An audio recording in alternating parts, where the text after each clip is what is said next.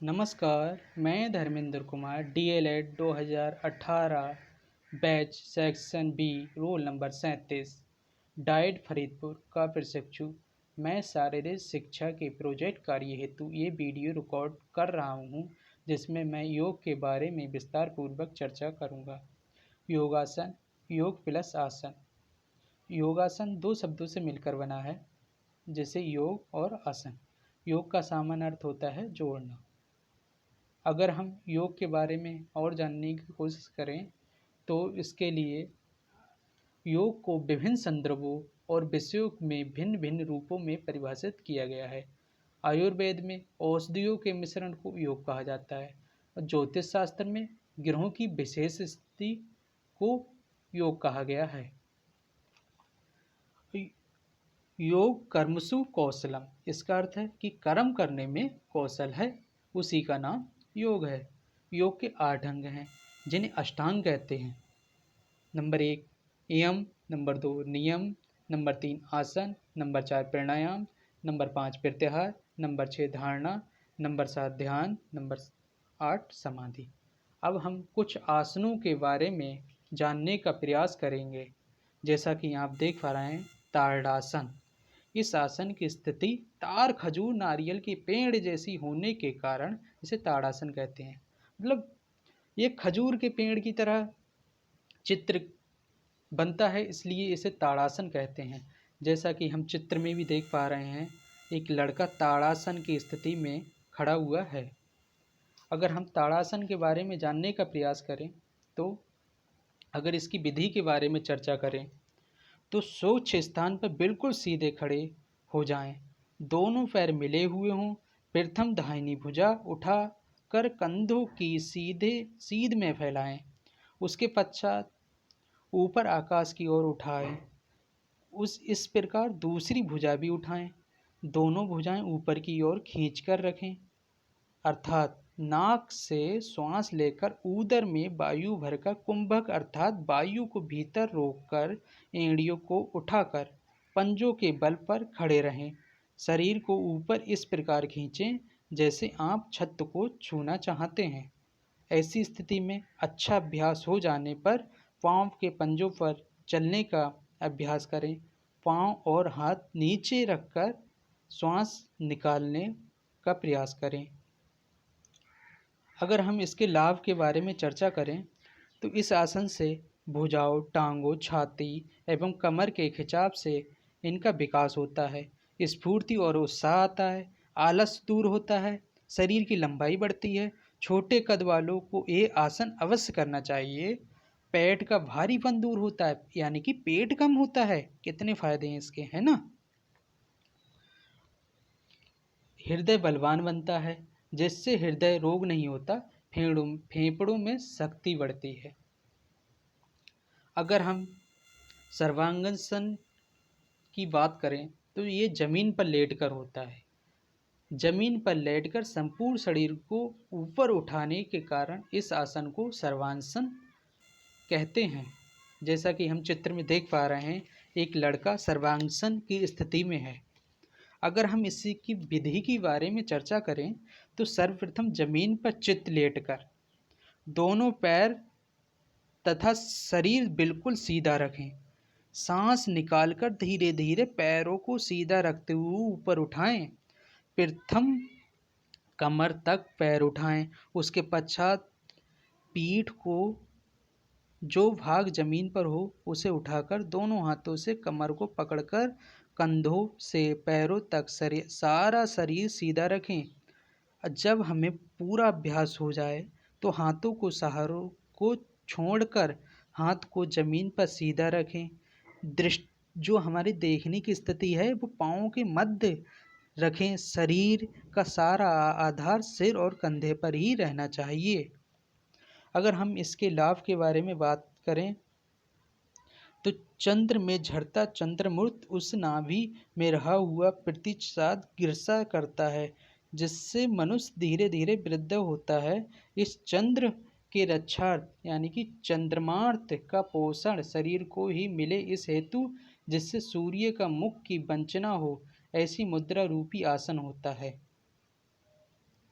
रसायन रूपी इस आसन के अभ्यास के अमृतपान से शरीर सामर्थ्य में वृद्धि होती है, तीनों दोषों का समन तथा वीर की गति ऊर्ध्व होकर अंतःकरण की वृद्धि होते हुए मेघा शक्ति बढ़कर चिर्या यौवन की प्राप्ति होकर आयुष बढ़ता है। अगर हम आगे चक्रासन की बात करें तो इस आसन के करते समय शरीर चक्राकार बन जाता है, इसलिए इसे आसन को चक्रासन कहते हैं। आसन महत्वपूर्ण होता है। आसन के बारे में हमें विधि पता होनी चाहिए। अगर हमें आसन के बारे में, विधि के बारे में जानकारी नहीं है तो लाभ की जगह और नुकसान हो सकता है। तो इसलिए हमें विधि को ध्यान पूर्वक पहले सुनना चाहिए, उसके बारे में प्रैक्टिकल करना चाहिए, फिर कहीं उसका लगातार अभ्यास करना चाहिए। तो जैसे इस विधि के बारे में बात करें तो सर्वप्रथम सीधे खड़े हो जाएं, पैरों में थोड़ा अंतर रखें, हाथों को ऊपर करें और सांस लेना हाथों को पीछे की ओर ले जाएं, सिर और पीठ को पीछे झुकाएं, फिर धीरे धीरे सावधानी पूर्वक हाथों को भूमि पर रखें, हाथों के पंजे पैरों की ओर रखें, कोशिश करके पैरों तथा हाथों को समीप लाने की कोशिश करें। ये विधि कुछ कठिन है, लेकिन हमें एक एक स्टेप बाई इस विधि का प्रयोग करना चाहिए। अगर हम और आसनों को देखें तो भुजंगासन हो गया। भुजंगासन का दूसरा नाम सर्पासन है, क्योंकि इस भुजंगासन में बिल्कुल सर्प की तरह आकृति बन जाती है अगर इस आसन को हम करते हैं, इसीलिए इसका नाम भुजंगासन हुआ। अब धनुरासन, इस आसन को करने से मनुष्य के शरीर का आकार खिंचे हुए धनुष जैसा हो जाता है, इसलिए इस आसन को धनुरासन कहते हैं। कोणासन, शरीर की अवस्था कोण जैसी बनने के कारण इस आसन को कोणासन कहते हैं। अब हम प्राणायाम के बारे में जानने का प्रयास करें तो प्राणायाम शब्द का अर्थ श्वासों की व्याप्ति, विस्तार एवं नियंत्रण से है। श्वासों के सभी प्रकार के कार्य संपादन पर यह नियंत्रण करता है।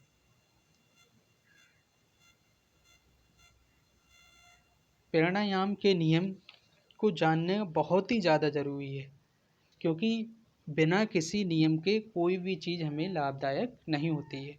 प्राणायाम के नियम के बारे में जानने का प्रयास करें तो हम प्राणायाम सदैव खुले स्वच्छ स्थान पर करना चाहिए। जो प्राणायाम है उसे हमें बिल्कुल एक स्वस्थ वातावरण, शांति, उस स्थान पर करना चाहिए।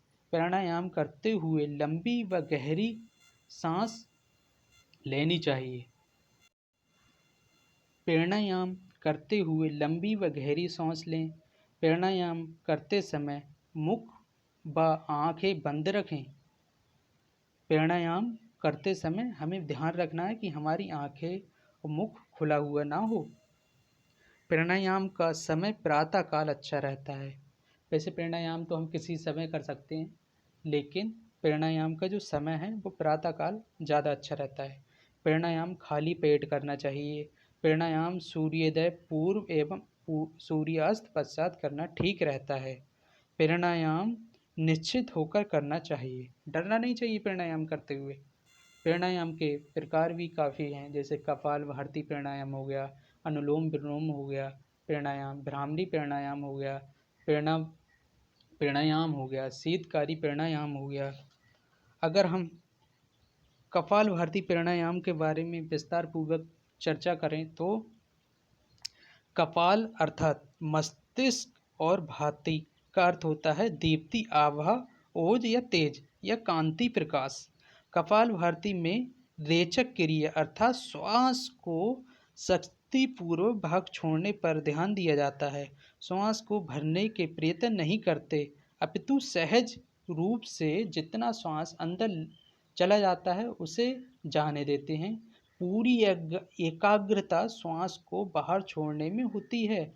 ऐसा करते समय स्वाभाविक रूप से पेट में आकुंचन प्रसार की क्रिया होती है तथा मूलाधार स्वाधिष्ठान व मणिपुर चक्र पर विशेष बल पड़ता है। इस प्राणायाम को 10 से 15 मिनट तक करना चाहिए। अगर हम प्राणायाम के लाभ की बात कर रहे हैं कपालभाति प्राणायाम के, तो समस्त कफ रोग, दमा हो गया, श्वास हो गया, एलर्जी हो गया, साइंस हो गया आदि, मस्तिष्क हो गया, मुखमंडल पर ओज, तेज, आभा, सौंदर्य बढ़ता है। प्राणायाम के बहुत सारे लाभ हैं। अगर हम प्राणायाम करते हैं तो एक तो हम हष्ट पुष्ट रहते हैं, दूसरी चीज़ हमेशा हम ओजशील रहते हैं और हमें ना ही किसी कार्यों को करने में थकावट होती है।